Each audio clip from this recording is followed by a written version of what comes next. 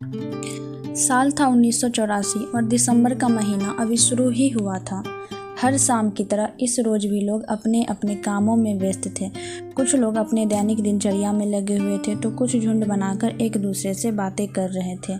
लेकिन कौन जानता था कि हर रोज की तरह लगने वाली ये शाम कुछ ही पलों में लोगों के जीवन में इतना भयानक बदलाव ला देगी जिसकी कभी किसी ने कल्पना भी नहीं की होगी। ये शाम थी दुनिया की सबसे भीषण त्रासदियों में से एक के रूप में जाने जाने वाले भोपाल गैस ट्रेजेडी।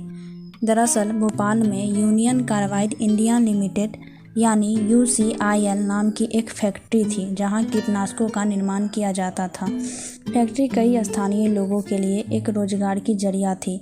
हालांकि उन्हें इस बात की जरा भी एहसास नहीं था कि यही षड्यंत्र दुनिया की सबसे विनाशकारी औद्योगिक आपदाओं में से एक का केंद्र बन जाएगा। 2 दिसंबर 1984 को कर्मचारी अपने रात के शिफ्ट पर थे।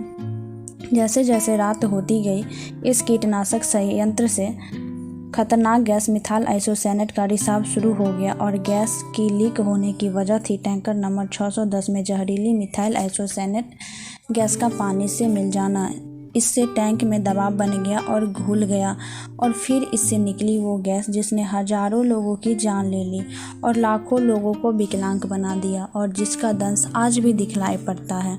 आपदा से अनजान कर्मचारी गहरी नींद में सोए हुए थे। इस बीच जहरीली गैस कई गलियों और सड़कों से होकर गुजरने लगी और जैसे जैसे गैस का दायरा बढ़ता गया वैसे वैसे इसके रास्ते में आने वाले लोग इसके शिकार बनते चले गए। खतरे के पहले लक्षण आंखों में जलन, खांसी और घुटती सांसों के रूप में शामिल है। जब परिवार अपने घरों में फैली तीखी गंध से जागे और लोग सड़कों पर लड़खड़ाते हुए हवा के लिए हाँफ रहे थे, उनकी आंख दर्द से जल रही थी और देखते ही देखते रात का सन्नाटा दहशत और मौत की चीखों से गूंज उठा। इसके बाद मची अफरा तफरी। शहर के अस्पताल जहरीली गैस के प्रभाव से पीड़ित मरीजों के भीड़ से भर गए। सड़कें जो कभी खेलते हुए बच्चों की हंसी से भरी रहती थी अब उन लोगों की बेजान शरीरों से भरी हुई थी जो जहरीली गैस के शिकार हो गए थे। गैस रिसाव होने की सूचना के बाद सरकार ने भोपाल की घेराबंदी कर दी। इस तरह के हादसे के लिए कोई तैयार नहीं था और बताते हैं कि उस समय फैक्ट्री के अलार्म सिस्टम भी घंटों तक बंद रहा था, जबकि उससे बिना किसी देरी के ही बजना था। जैसे जैसे रात बीत रही थी अस्पताल में भीड़ बढ़ती जा रही थी, लेकिन डॉक्टरों को ये मालूम नहीं था कि आखिर हुआ क्या है और इसका इलाज कैसे करना है। टीवी, रेडियो और अखबार के मार्ग पर पूरी दुनिया में इस आपदा की खबर जंगल की आग की तरफ फैल गई और जिसके बाद सरकार को अंतर्राष्ट्रीय सहायता और समर्थन मिलने लगा।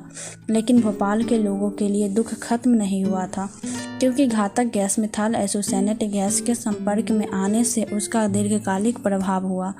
त्रासदी के निशान केवल शारीरिक ही नहीं थे, बल्कि वो दर्द और पीड़ा की विरासत छोड़ कर गए थे। साल बीतते गए और न्याय के लिए कानूनी लड़ाई चलती रही। पीड़ितों ने यूनियन कार्बाइड से जवाबदेही की मांग करते हुए उनके जीवन में हुई अपूरणीय क्षति के लिए मुआवजे की मांग की। हालांकि न्याय टालमटोल वाला साबित हुआ, क्योंकि कानूनी जटिलताओं, नौकरशाही बाधाओं और नेताओं ने पीड़ितों के जख्मों पर मरहम नहीं रखने दिया। आज इस घटना को हुए तकरीबन 39 साल हो गए हैं, लेकिन आज तक इसके जख्म नहीं भरे हैं।